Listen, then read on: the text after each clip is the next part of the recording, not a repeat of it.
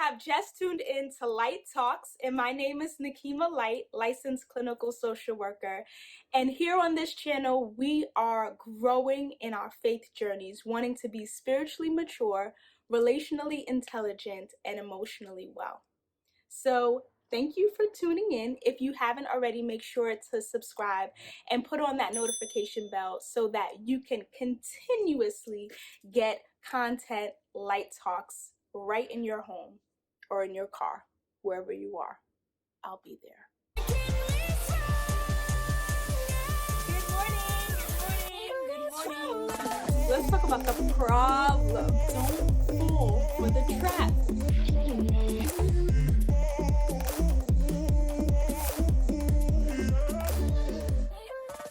Today we're going to be talking about learning how to move at the pace of heaven and avoiding the pressure trap.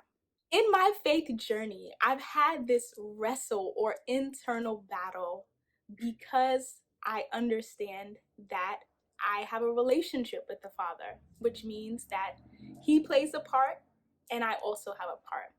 So in my thoughts about my responsibility to God, I want to get it right.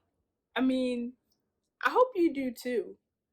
But sometimes in my attempts to get it right, I apply unnecessary pressure on myself that can often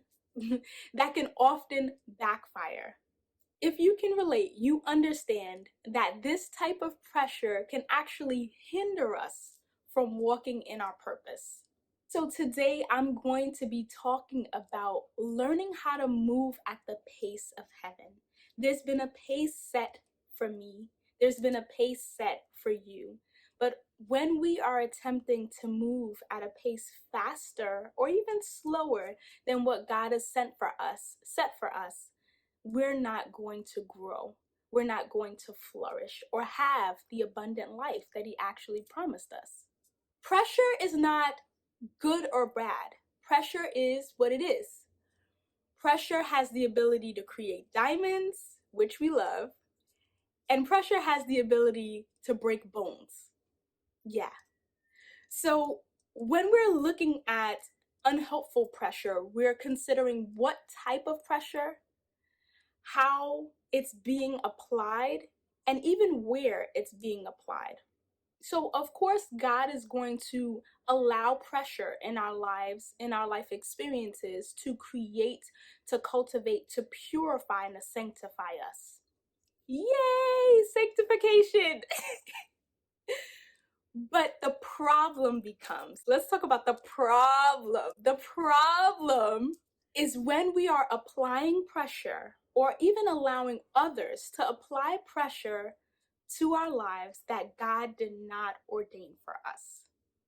Yeah, it can be pretty problematic. So I'm going to be talking about some of the results of applying that type of pressure. These are traps to avoid. What do I mean by a trap? A trap is a situation which leads us into acting, responding in ways that are contrary to our intentions or our interests. So I'm going to name 6 traps to avoid. Number 1, overcompensating. Now, we can overcompensate in the way that we respond to things, but also in the actions or the decisions we might make around our faith journey. To put it a little plainly, I call this Pharisaic tendencies. So we might put up new rules or new standards on top of God's already established statutes, commandments, and rules for our life. So this might look like, I will not listen to any secular music because it is of the devil. Guys, relax. That's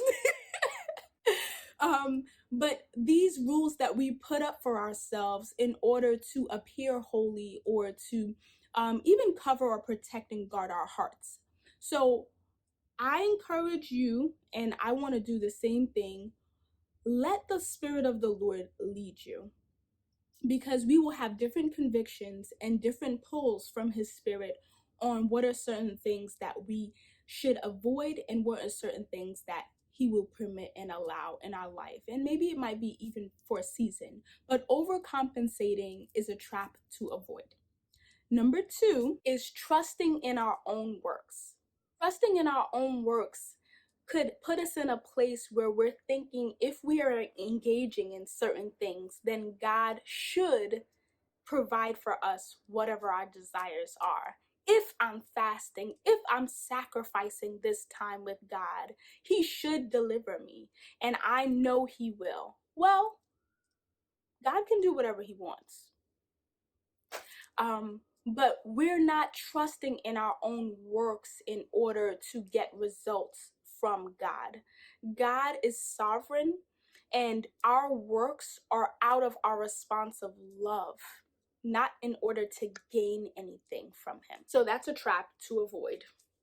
Number 3 is emotional distress. As you can imagine, if we're setting up all of these rules and we are overcompensating and doing all these works in order to gain the merit or the favor of God, we're possibly not going to get what we want in return, and that can cause feelings of guilt, feelings of anger and frustration, feelings of I'm not good enough, and we begin in this cycle of self-condemnation. I want us to avoid this trap at all costs because it's never productive or fruitful for our faith journey. Number 4 is becoming a people pleaser. Now, I know this all too well, where sometimes as women, we're conditioned to appear pleasing or put on this role to be pleasing to others. Yeah, darn you, Eve. But it is a trap. When we're attempting to be in close connection with God, it's not about pleasing man. And sometimes we will be pleasing to people, and sometimes people will burn us at the stake. Sometimes people will not like us and avoid us. And if we're always in desire to appear pleasing or to please people, we will set ourselves up of walking right out of the will of God when the will of God and what people want for us contradict. And number 5, a trap to avoid is discontentment with God. Yes, we have our feelings in our relationship with God. We might be frustrated or displeased, but sitting in a place of discontentment with God is often because we didn't get our needs met in the way that we expected or in the time frame that we want. We might be even discontent with God and wagging our finger at heaven because we're not seeing the healing or the progress or the deliverance that we want in our life. It's not happening quick enough. It's not happening fast enough. So I want us to talk about the pace of heaven, because when we become discontent with God, it's essentially saying, you don't know what you're doing. I don't trust you. So we want to avoid these traps in our faith journey. We want to understand God's favor, God's unconditional love, and his Holy Spirit doing the internal work in us. That's what perfects us. That's what changes our ways, our thought patterns, and our emotions. It's his internal work within us. And he moves at the pace he's set for heaven, not at the pace you want. So I'm going to read Philippians 2:13, and this is the Amplified Version. It says, "Not in your own strength, for it is God who is all the while at work in you, energizing and creating in you the power and the desire both to will and work for his good pleasure and satisfaction and desire." Wow.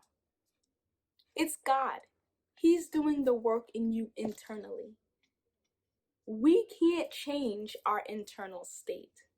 We're trusting God and obeying him and standing in faith that these things will take place in our life. He desires for us to be holy, but our actions or our outfits is not what determines us as holy, for example. So, part 2, let's talk about moving at the pace of heaven. So we're avoiding those traps that keep us stuck and not in growing. And we're learning how to move at the pace of heaven. What do I mean by that?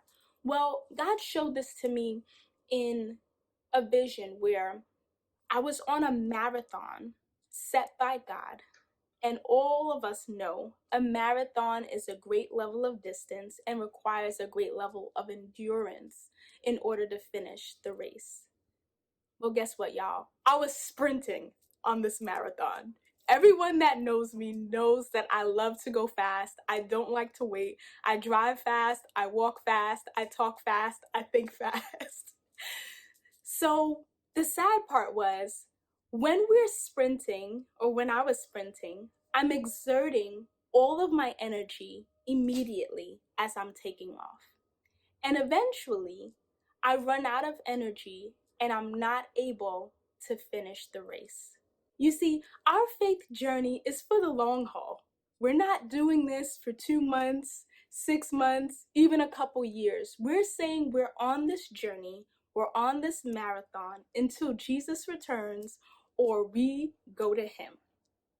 If we're attempting to run at a pace that has not been set for us, we are liable to hurt ourselves or not finish the race.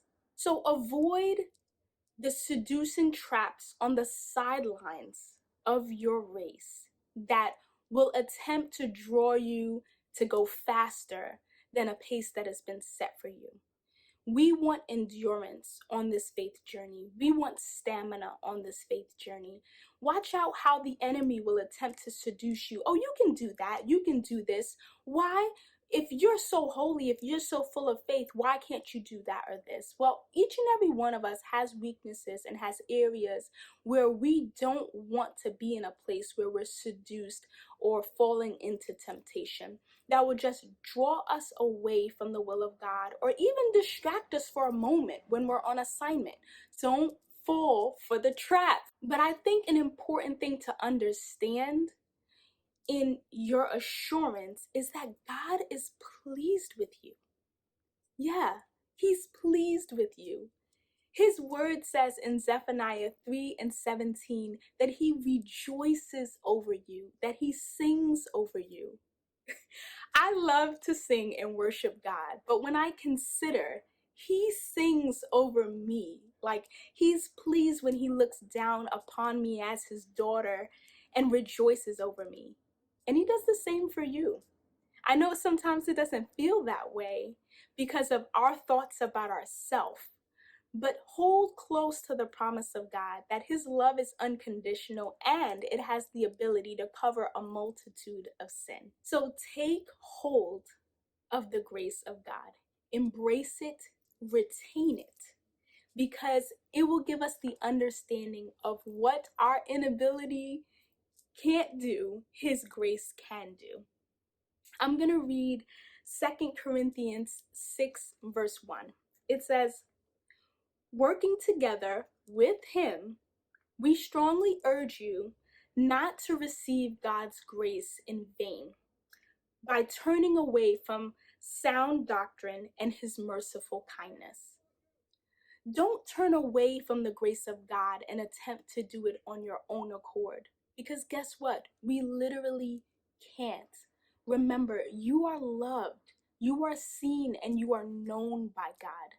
Allow his process and his faithful methods to be able to work out your salvation. You see, it's about progress and it's about pursuit rather than perfection. So I hope that this is an encouragement to you because I know that I relate to this message very deeply. I have a desire to get it right. You have a desire to get it right. But allow that desire to be in healthy, reasonable, and realistic means. Understand the grace and the mercy of God. Avoid the traps that I talked about and set your running at a pace of heaven. So let's grow in our faith and become spiritually mature. Now, go forth and shine your light. You're making me stronger. making me strong.